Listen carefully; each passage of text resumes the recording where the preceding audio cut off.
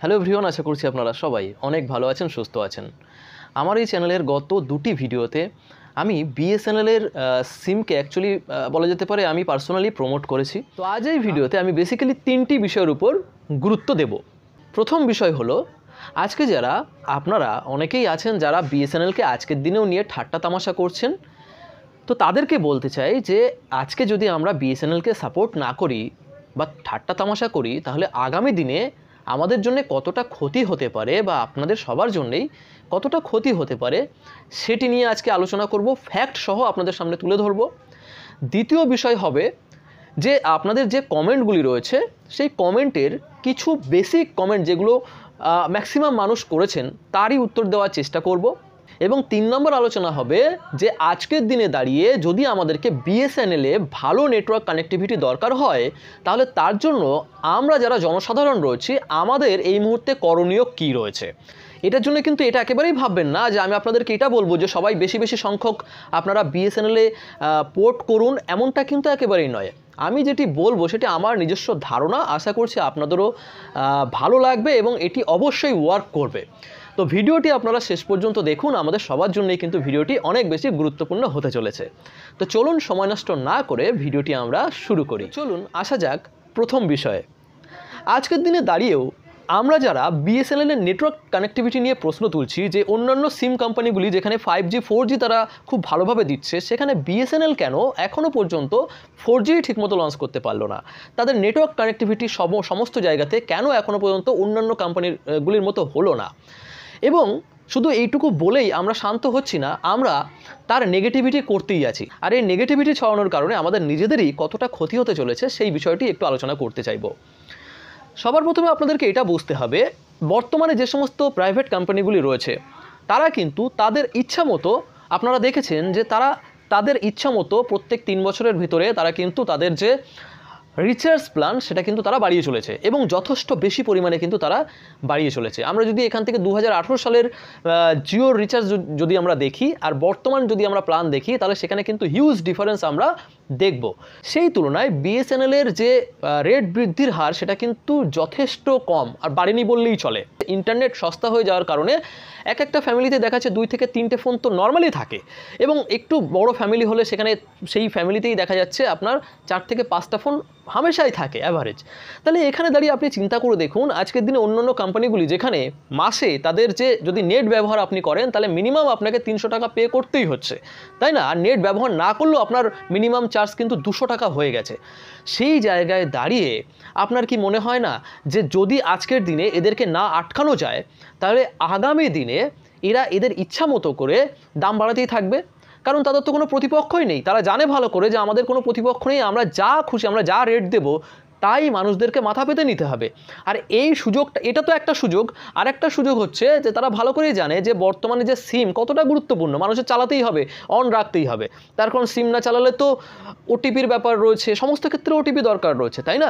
আর এই সুযোগেরই সদ্ব্যবহার করে তারা কিন্তু আমাদের মতো সাধারণ মানুষের অর্থনৈতিক দিক থেকে তারা কিন্তু ক্ষতি করে চলেছে।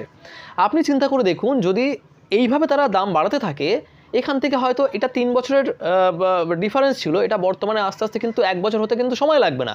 যে এরপরে দেখা যাবে যে প্রত্যেক 1 বছর অন্তর অন্তর তারা কিন্তু তাদের রিচার্জ প্ল্যান কিন্তু তারা বাড়িয়ে চলেছে, এবং এখানে আমাদের কিচ্ছু করার থাকবে না যদি কিনা আমরা একটা অল্টারনেটিভ সস্তা ইন্টারনেট কানেকশন আমাদের যদি না থাকে। আমাদের হাতে তো অপশান নেই, আমরা করবোটা কি? আপনি যাবেন কোথায়? বর্তমানে যদি আপনার ওখানে বিএসএনএলের টাওয়ার না থাকে, যদি আপনি ওখানে সিম নাও চালাতে পারছেন, তাহলেও অন্তত এখন বদনাম না করে অ্যাটলিস্ট এটুকু বোঝার চেষ্টা করুন যে বর্তমানে বিএসএনএলের উপর একটা হিউজ পরিমাণে চাপ কিন্তু আসছে। আমি আপনাদেরকে এই সময়ের একটি রিপোর্টে দেখাতে চাইব যে বর্তমান সময়ে শুধুমাত্র পশ্চিমবঙ্গে 21 লক্ষের মতো বিএসএনএলের কাস্টমার রয়েছে, আর এর মধ্যে 1,12,000-এর বেশি মানুষ তারা কিন্তু নতুন বিএসএনএলের কানেকশান নিয়েছে, আর এর মধ্যেও 40,000-এরও বেশি মানুষ অন্যান্য অপারেটর থেকে তারা কিন্তু বিএসএনএলে এসে যুক্ত হয়েছে এবং এটা কিন্তু মাত্র কয়েকদিনের রিপোর্ট, 19 তারিখ পর্যন্ত এই রিপোর্ট বলছে, মানে জুলাই মাসের, এবং এটা কিন্তু কন্টিনিউয়াসলি কিন্তু বাড়তে থাকছে। তাহলে নিশ্চয়ই বুঝতে পারছেন এই হিসাবটা কিন্তু শুধুমাত্র পশ্চিমবঙ্গের হিসাব, এবং আমি যখন বসে ভিডিও বানাচ্ছি এই সময় কিন্তু এর থেকেও আরও বেশি ছাড়িয়ে গেছে এবং আগামী দিনেও আরও অনেক বেশি কাস্টমার কিন্তু বিএসএনএলে আসতে চলেছে। তো এই মতো অবস্থায় বিএসএনএলকেও তো সময় দিতে হবে যে সমস্ত জায়গাতে নেটওয়ার্ক কানেক্টিভিটি ঠিক করার। আপনাদের এটা বুঝতে হবে যে বর্তমান সময়ে আমাদের ভারতে প্রায় 6,49,481টি গ্রাম রয়েছে, যদিও এটি 2011 সালের জনগণনা অনুসারে বর্তমানে কিছুটা কমবে, মানে 6 লক্ষের কাছাকাছি থাকবে।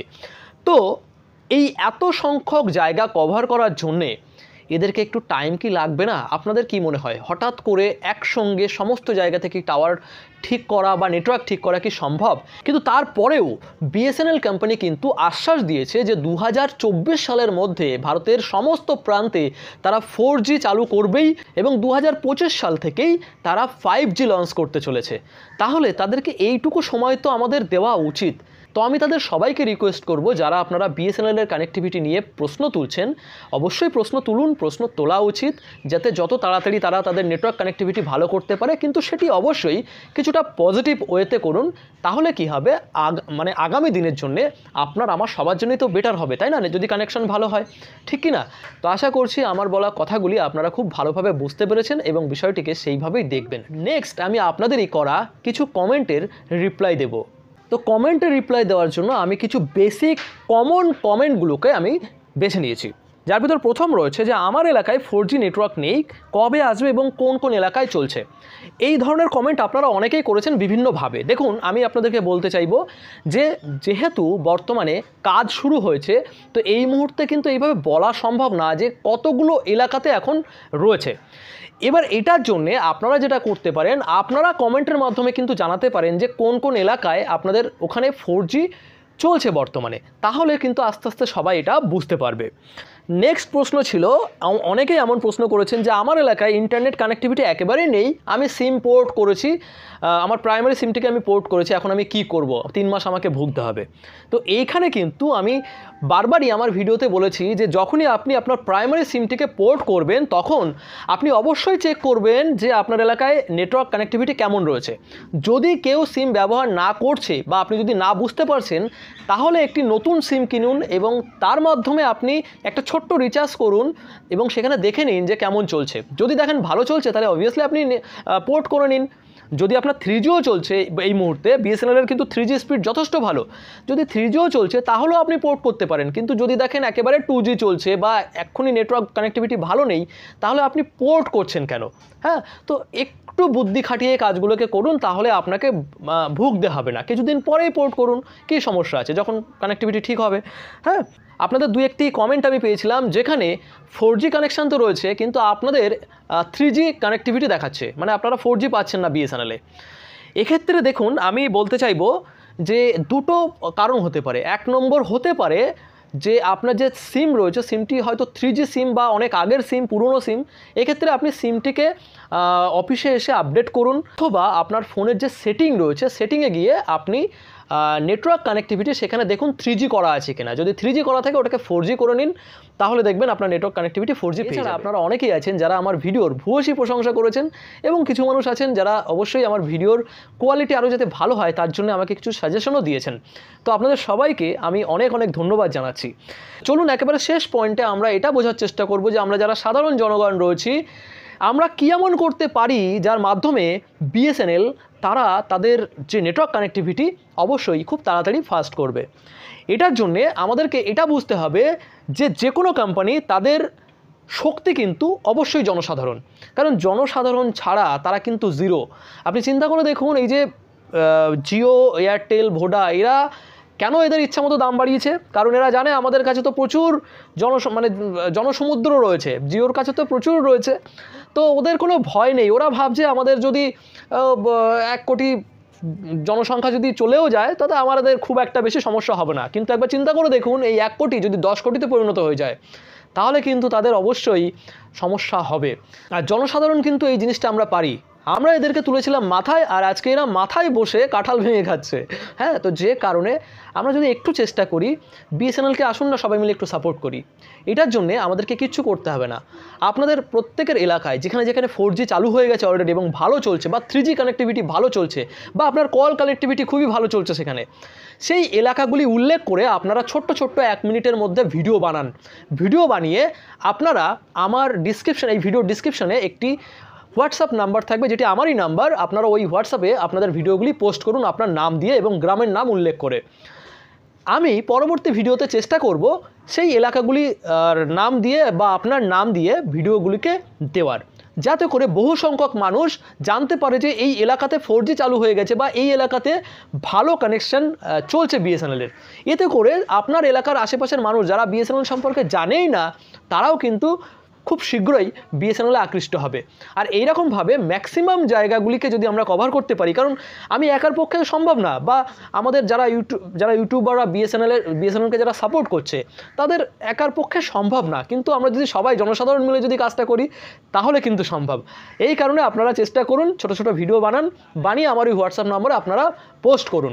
বিএসএনএলের কাস্টমার বেস একটু বাড়তে দিন এবং এদের নেটওয়ার্ক কানেক্টিভিটি একটু ভালো হতে দিন। দেখবেন এর পাশে অন্য কোনো সিম কোম্পানি দাঁড়াতে পারবে না, সেটা আপনার রিচার্জের দিক থেকে হোক বা ইন্টারনেট কানেক্টিভিটির দিক থেকে হোক।